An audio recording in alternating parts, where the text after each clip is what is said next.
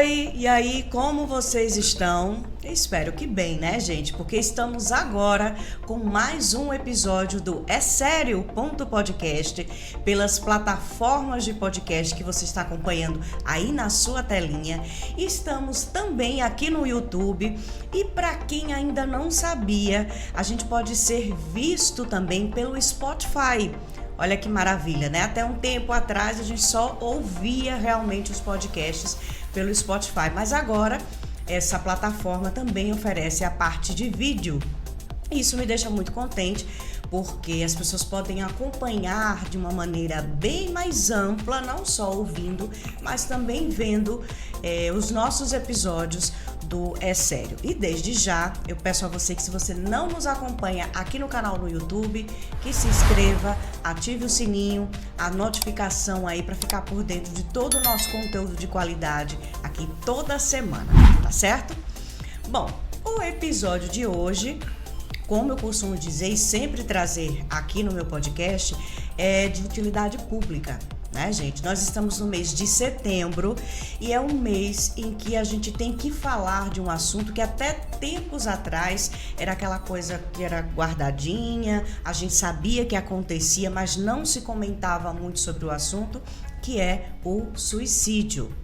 Para você ter uma ideia, como o tema é extremamente relevante e precisa ser levado ao maior alcance de pessoas, hoje no Brasil, cerca de 38 pessoas tiram a própria vida todos os dias somente aqui no Brasil. As estatísticas são aí da Organização Mundial de Saúde.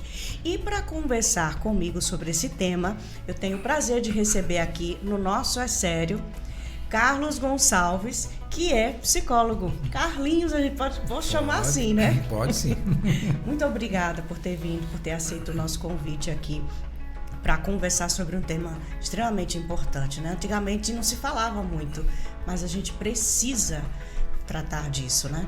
Pois é, Fabíola, é extremamente necessário, né, falar sobre o suicídio, né, como você bem falou. Ainda existe um certo, né, um tabu em falar sobre, mas é necessário sim, desde 2015 que isso entrou na pauta da sociedade, escolhendo o mês de setembro e fazendo com que realmente tanto o apoio da próprias redes sociais, da mídia, falar isso nas escolas, nas universidades, dentro das suas religiões, por que não? Então falar ajuda e muito. Então nada de querer colocar as coisas muito no âmbito de esconder. Não, vamos abordar sim, porque segundo a Organização Mundial de Saúde, para você ter ideia, Fabíola, no mundo, mais de 800 mil pessoas cometem suicídio. Né? Pois é, eu falei 38 por dia aqui no Brasil e já me chocou. Exato. Quando eu estava estudando esse assunto. E é aquela história, por que não se falava tanto nisso? Você acredita que seria por quê? É interessante a gente começar a entender o seguinte, que o assunto morte ainda é um assunto que causa muita estranheza para algumas pessoas. E tanto que, não sei se você lembra, né, que você é nova, né? Ótimo, gostei já. Mas antigamente, alguém que seria cometido com câncer, principalmente, eu me lembro muito bem os meus pais falando, quando eu chegava a dizer, olha, uma tia minha, ela tá com meu pai, antes de você falar essa palavra, então o câncer já era sinônimo de morte, então tudo que levava a essa morte, ela tinha que ficar num lugar muito restrito. Então não se falava, só se falava em nascimento, em vida, né? Mas a gente sabe que nós nascemos e vamos morrer, né? E entender isso é compreender todo esse mistério que é a vida, né? E passa por aí essa questão de logo que quando você, assim, na faixa entre 6 anos até 10 anos de idade, há uma compreensão nesse sentido, porque até como exemplo, essas crianças, ela têm animais, e os animais muitas vezes morrem. E muitas vezes esses pais não sabem lidar e nem dizer para esse filho que esse animal morreu, né? É realmente uma coisa que nos faz pensar isso. Eu me lembro da minha infância, eu sempre tive animais em casa, e os nossos cachorros, quando eles morriam, a gente ficava questionando o que foi que aconteceu, ele está doente e tal. E às vezes precisavam ser sacrificados para que o sofrimento deles não fosse maior. E aí, mas aí vem aquela conversa, foi para o lado do Papai do Céu, o Papai do Céu estava precisando de um cachorrinho e levou. Mas quando a gente fala da questão humana, a gente sempre pensa assim, poxa, a gente tem uma vida, Deus nos deu uma vida, a gente está aqui para aprender, né? Eu penso muito dessa forma, mas acho que existe algum momento ali, em algumas situações, que nada do que você vê, nada do que você vivencia é o suficiente para preencher, acho que um vazio existencial, que aí levaria a esse suicídio, né? Exatamente, porque se formos falar de causas que levam a pessoa a cometer o suicídio, é interessante observar que também a Organização Mundial de Saúde, ela aponta que os homens, eles morrem mais do que as mulheres. As mulheres, elas tentam o suicídio, mas estatisticamente falando, são os homens que morrem pelo suicídio de forma um pouco mais violenta, com armas de fogo, por exemplo, ou com o carro em alta velocidade, que às vezes são subnotificados, às vezes a gente não consegue entender, mas de repente alguns acidentes, eles são sim suicídios. Então, nesse contexto, né, muitas pessoas, elas para chegar a pensar sobre, é um estado, Fabíola, de sofrimento psíquico muito grande. É uma dor que eu sempre digo, as pessoas que pensam em tirar a sua vida, elas de fato não querem morrer. Ela quer tirar uma dor. Sim. Só que não existe cirurgia que tire essa dor. Entendi. Então, os caminhos a gente sabe, é procurar os profissionais, como o psicólogo, se for o caso, o psiquiatra, para entrar com parte de medicação. Mas, vamos aqui a alguns exemplos. De repente, a pessoa termina uma relação, né, dentro de um casamento. Muitas vezes, essas pessoas não suportam o distanciamento desse parceiro ou dessa parceira e comete suicídio. Problemas financeiros. Isso é muito bastante sério também, que leva a pessoa a cometer o suicídio. Ser demitido do emprego, por exemplo, faz com que também muitas pessoas acabem tirando a própria vida. Bullying nas escolas, que é um caso que também acontece e a gente sabe com muita frequência, e muitas vezes os pais nem conseguem ter acesso a essa criança que silencia ou esse adolescente que silencia, mas que muitas vezes cometem suicídio. A descoberta, né, da sexualidade também é um outro fator. O medo de não ser aceito, exatamente. É um fator que gera muito sofrimento, né? Fora, a gente não pode deixar de falar sobre alguns transtornos, né? A própria depressão, em alguns casos, porque a depressão ela sempre se divide em alguns aspectos. A gente fala que a depressão é a depressão inicial, a depressão leve, a depressão moderada e a depressão severa. Eu posso até depois explicar esse contexto, mas a depressão ela leva ao suicídio em alguns casos, se for severa.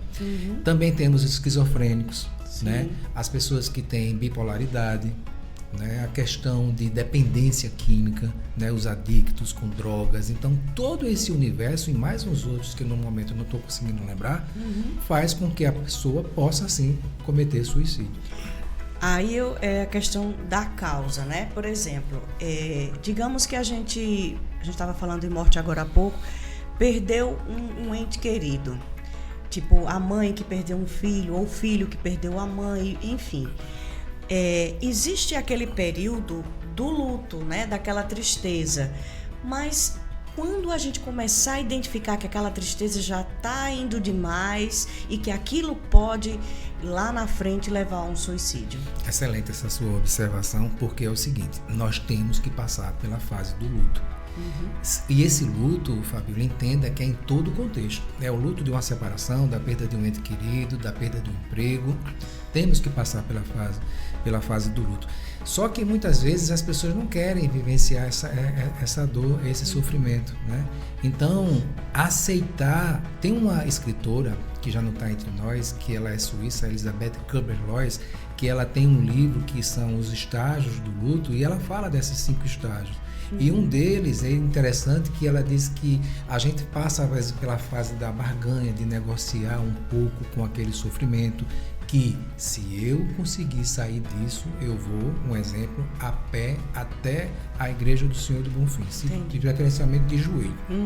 Aí muitas vezes eu não cumpro isso aí. Então tem a barganha, tem a aceitação, tem a negação, também que a gente passa por essa fase. Mas o luto, ele é extremamente necessário e importante para que a gente passe para a próxima fase, que é fechar o ciclo. Aí a gente vê o seguinte, como é que a família pode identificar que aquela pessoa já não está no seu estado normal, no seu comportamento normal? Quais seriam os sinais que são mais comuns em pessoas, digamos assim, não sei se existe esse termo, mas pré-suicidas? Respondendo ainda o que você perguntou, existe um período que muitos estudiosos, vai variar muito de pessoa para pessoa, mas vamos supor que esse estágio de tristeza, eles perdure por 1 mês, 2 meses. Tristeza é um sentimento normal, que todos nós vamos sentir ou temos que sentir.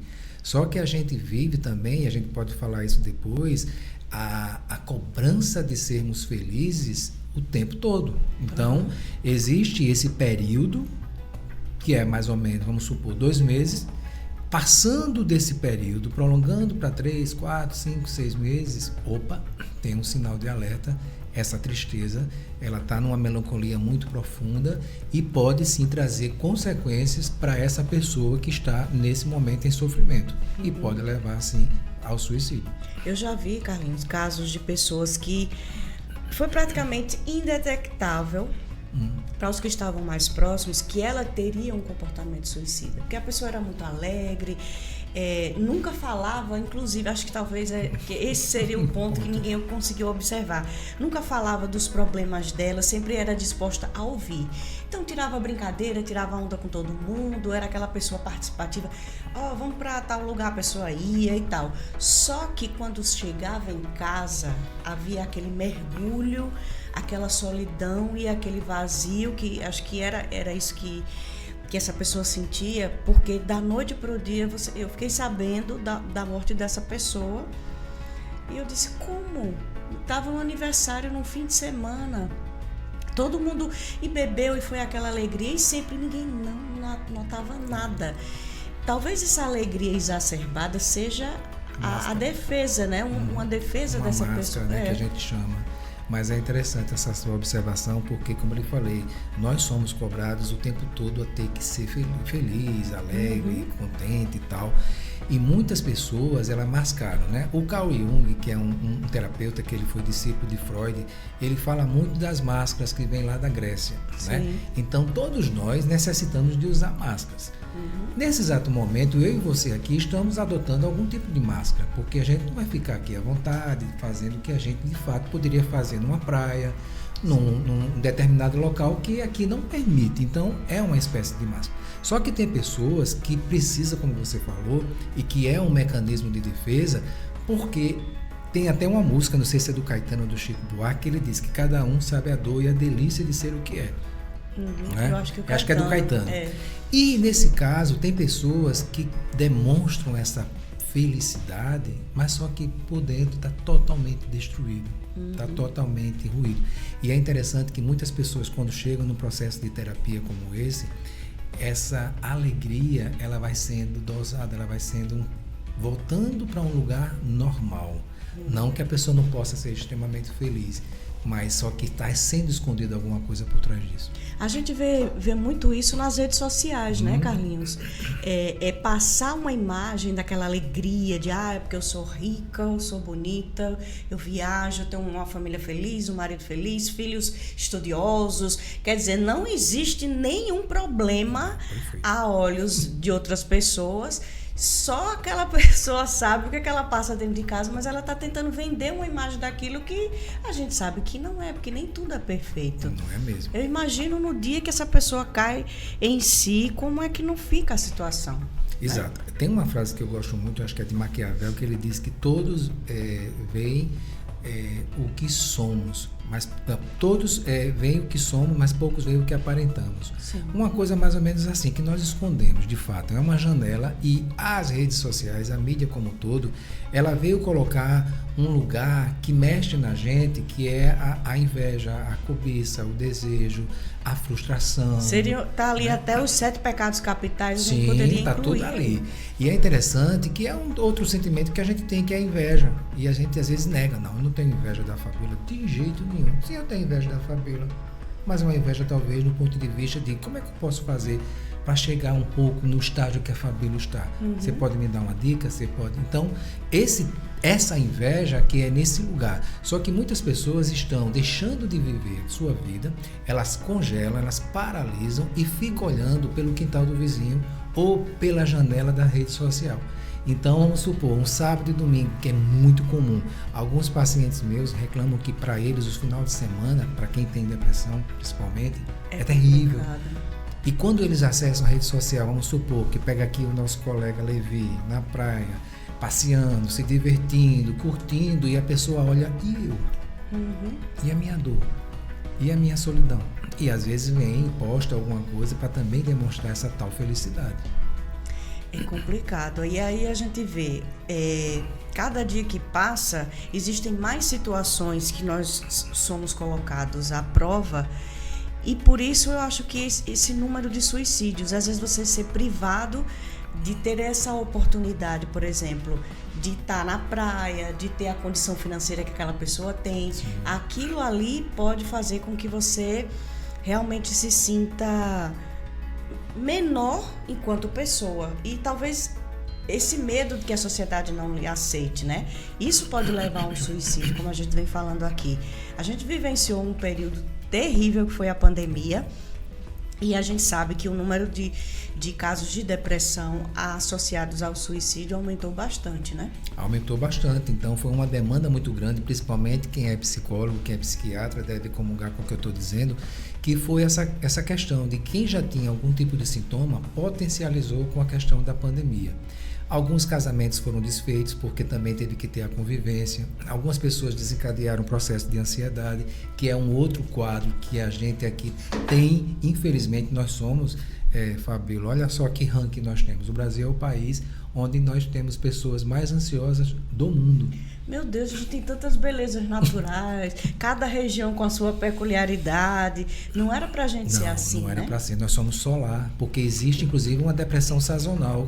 Em alguns países onde tem neve, as pessoas ficam tristes nesse período onde tem um certo bloqueio não vê a luz do sol, é aquela coisa assim, névoa o tempo inteiro, tudo nebuloso e tal. Diz que o pessoal na Irlanda esses países assim é o que a gente chama de depressão sazonal. Então, influencia muito no seu aspecto. Mas nós somos um país solar, com praias, com rios, com lagoas, com várias coisas, mas estamos ficando ansiosos. Então, é um start aí.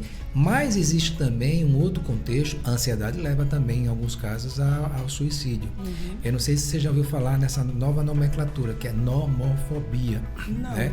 Já está entrando, inclusive, no CID, do Código de Identificação de Doença. Ou seja, os nomofóbicos são pessoas, principalmente os mais jovens, que são dependentes desse aparelho aqui. Que basta o carregador se perder ou ele perceber que vai descarregar a bateria. Ou não ter um Wi-Fi no não, local onde eles estão. É a morte. É a morte. Nossa. Aí vem todo o processo de sudorese, taquicardia, de palpitação. Então começa a ter, e em alguns casos vai até a TAG, que é o transtorno de ansiedade generalizada.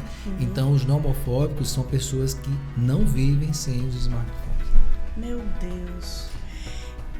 A gente já sabe, né? Porque os especialistas já dizem isso, que a depressão é considerada a doença do século, né? Por N fatores. E eu acredito que a gente está lidando agora com uma nova fase, porque vem essa juventude aí, crianças, eu digo crianças, né? De 15 a 29 anos é o maior número de casos de suicídio, tá? Sim, entre esses jovens. Aí a gente também já citou a questão dos assuntos, né? Seriam por quê? Porque ele não está sendo bem aceito. Pode ter questão hormonal aí também, talvez, sim, e não seja compreendido pelos pais. É aí que eu quero entrar. Como é que os pais, eles, diante de um problema como esse que você acabou de citar, Porque a gente não pode ficar sem comunicação, né? Nem com eles. Às vezes a gente dá o celular para o adolescente, não só para acalmar, mas para que a gente saiba do meu filho, onde é que você está, que horas você chega, para ter um pouquinho de paz. Assim, a gente acha que ele com o celular tá tudo bem, né? Mas esse exagero, como é que a gente, como pai, como mãe, pode lidar com esse problema para que ele não seja aumentado lá na frente e chegue a um suicídio? Nesse caso, a gente tem que analisar que com questões de cultura, com a mudança também, né? Porque se a gente for analisar de 30 anos atrás para hoje, a rede social, né? A parte da internet, ela invadiu os lares, né? E eu vejo também e percebo que alguns pais, eu falei acalmar porque eu vejo várias cenas, inclusive principalmente no supermercado, aeroporto, em qualquer lugar que você vê, o pai, quando uma criança se irrita, é como se fosse uma chupeta digital. Ele coloca aquele smartphone, toma, fica aí, né? Me deixe em paz. Então, o que está acontecendo com alguns pais é a permissividade, é a falta de regra, é dar limites. A disciplina, né? Disciplina. Então, estamos perdendo um pouco mais essa questão da disciplina, que é extremamente necessário para o desenvolvimento desse ser que vai se tornar uma pessoa adulta. Então, muitas vezes, essa criança ela não admite ouvir um não. E os pais, por também estar na sua atividade, com a sua dinâmica de trabalho, com a correria, acaba que também não consegue colocar para esse filho um momento dele com a mãe ou com o pai, ou com os pais ou com as duas mães, dependendo da relação de que seja, mas uma prioridade de atenção. Então, cada vez mais esses pais não estão escutando os filhos. E eles vão cada vez mais mergulhar nesse universo digital buscando respostas que deveriam de fato vir desses pais. Então essa confusão dessa relação, muitas vezes quando essa criança entra para a adolescência principalmente, que vem todos os conflitos de autoestima, de aceitação, caso a sua sexualidade muitas vezes não seja aquela que a sociedade ainda exige, né, que seja, mas acaba que essa criança muitas vezes não tem esse diálogo que foi construído lá atrás. Então como é que eu vou falar com esses pais se eu não tive abertura? Se eles não me entendem, ou se eles não me compreendem, ou se eles não me escutam. Então eles silenciam. E é interessante que também tem uma pesquisa da Organização Mundial de Saúde que mostra que entre 14 e 35 anos o número de suicídio é muito... não que a pessoa de 40, 50, 60 não suicida, acontece. Mas é nesse meio que é, porque é onde está entrando para a fase adulta. Sim. As cobranças da sociedade de ter que escolher uma profissão, vai fazer o quê? Vai casar, vai ter filho, vai trabalhar, vai fazer concurso público. O que é que você vai fazer da sua vida? Então, toda essa demanda de cobrança, muitas vezes, por essa criança não ter tido suporte, ela vai acabar ficando meio que perdida nesse contexto. Então, aí a gente vê a importância no contexto social da família, profissionais que podem ajudar nesse processo também, e a escola. Sim. Né? A escola também, Um por meio dos professores que estão ali diariamente em contato com os alunos, de poder identificar algum comportamento que esse adolescente, essa criança venha a ter, né? Exato. Estranho. Por isso que essa concepção que eu estava falando com você antes da gente começar a abordar aqui, que nós somos um ser psicossocial e agora espiritual. Isso. Em que parte isso entra dentro desse contexto, desse universo da família? Né? Que a espiritualidade ela é tão importante, ela é tão fundamental, né? Como base muitas vezes de cura, de proteção, de esperança, de tanta coisa que a espiritualidade ela carrega, mas onde está sendo colocado isso? Né? Porque estamos vivendo uma sociedade do ter e não do ser. Isso. E acaba que a gente coloca presentes, coloca coisas materiais, mas deixa de colocar coisas muito mais pontuais. Quando a gente fala espiritualidade, Carlinhos, é independente da questão religiosa, né? Da crença, enfim, é preciso que a gente tenha Deus no coração, que saiba que existe um ser supremo que permite que nós estejamos aqui para ter esse contato, para a gente aprender cada dia, para a gente ser uma pessoa melhor. Mas eu acho que no âmbito da espiritualidade, para se falar tipo em depressão, em suicídio, vai muito além do só acreditar em Deus. Sim. A gente vê muitos casos, por exemplo, de pessoas que vão aos centros espíritas, porque estão, digamos assim, com obsessores, irmãos obsessores, que a gente chama assim, né? Para quem é espírita sabe muito bem disso, que esses espíritos, eles vão embora, mas eles ficam, vou usar um termo aqui bem mais, ficam infernizando a vida de quem ficou. Ou porque fez mal, enfim, por algum karma que foi ali naquela vida anterior. A gente costuma ouvir muito isso. E a espiritualidade, a busca de se procurar tratamentos também assim pode ajudar. Pode, né? Pode ser um complemento. Pode ser um até. complemento, né? Eu, já que você tocou, e é muito importante a gente falar que todas as religiões, de alguma forma, a gente não está aqui pontuando A nem B, até mesmo as pessoas que não acreditam em Deus, mas acreditam na força da natureza, no vento, no ar, em qualquer coisa que traga a você uma tranquilidade e uma paz interior. Mas eu passei um bom tempo, né, fazendo o chamado atendimento fraterno numa determinada casa espírita. Sim. E o que a gente mais observa, isso também está no Evangelho segundo o Espiritismo e outros cantos, que a gente não aprende, infelizmente a gente só vai pela dor. Pela dor. Né? É. Não vai pelo amor, não é tão bom que a gente dissesse, eu vou para tal lugar pelo amor.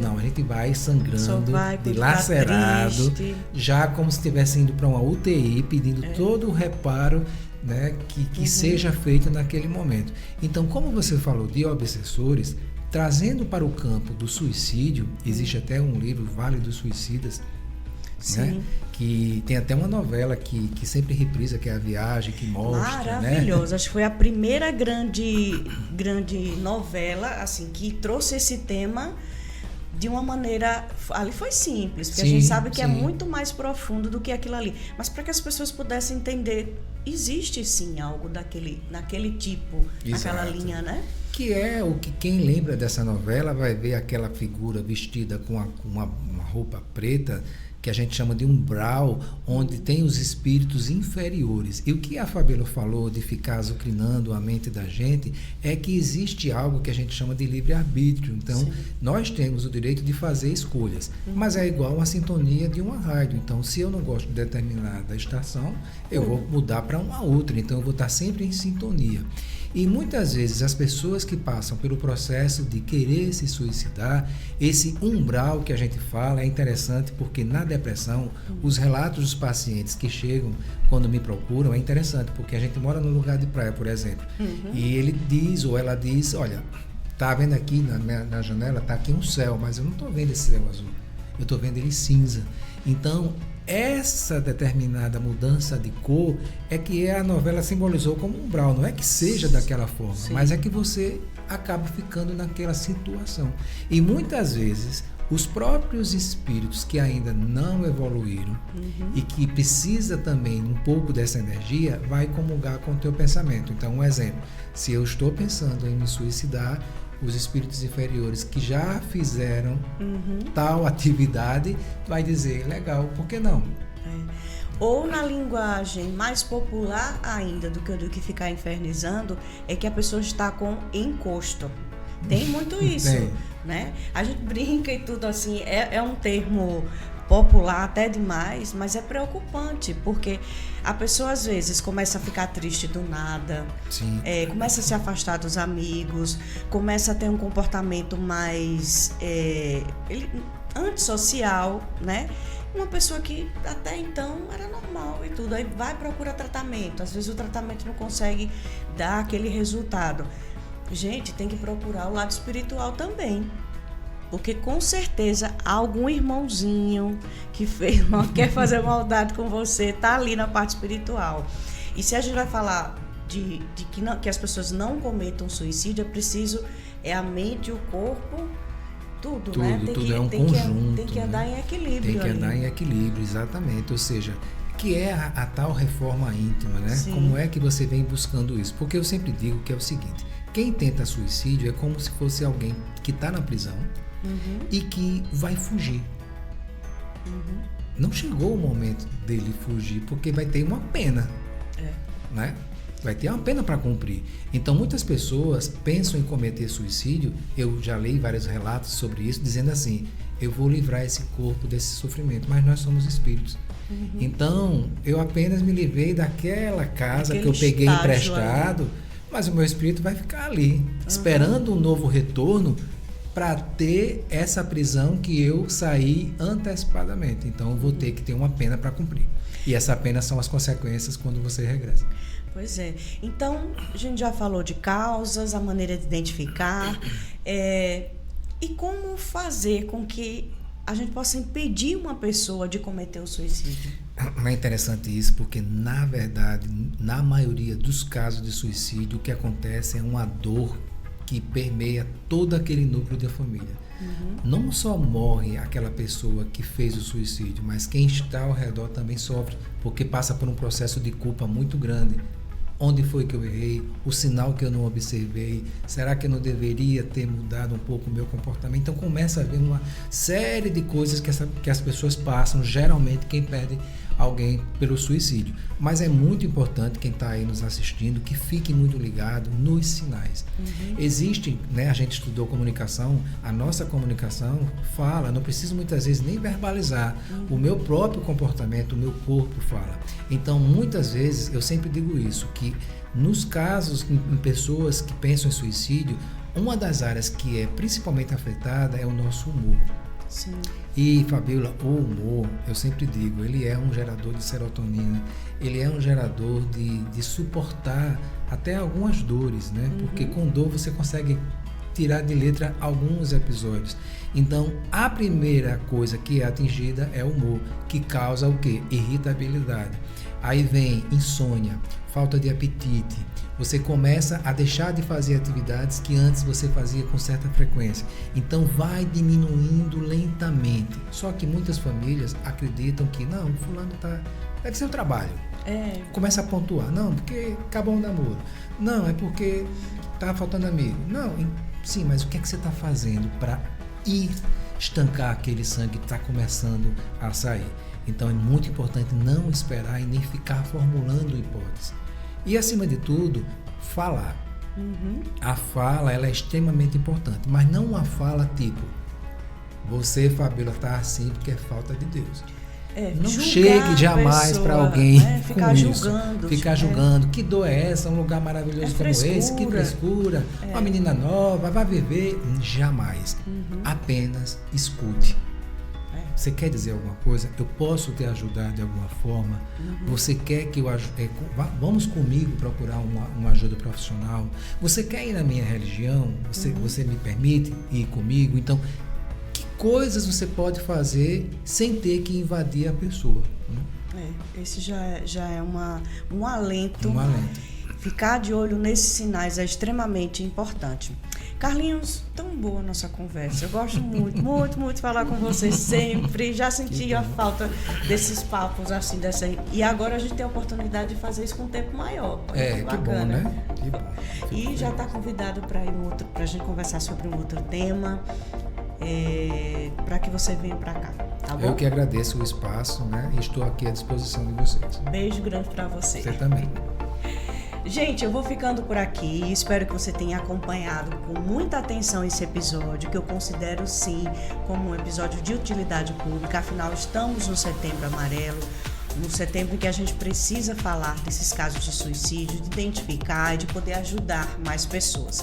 E a gente vai ajudando aqui com essas informações, tá bom? Beijo grande no coração. A gente se vê no próximo episódio do É Sério.podcast.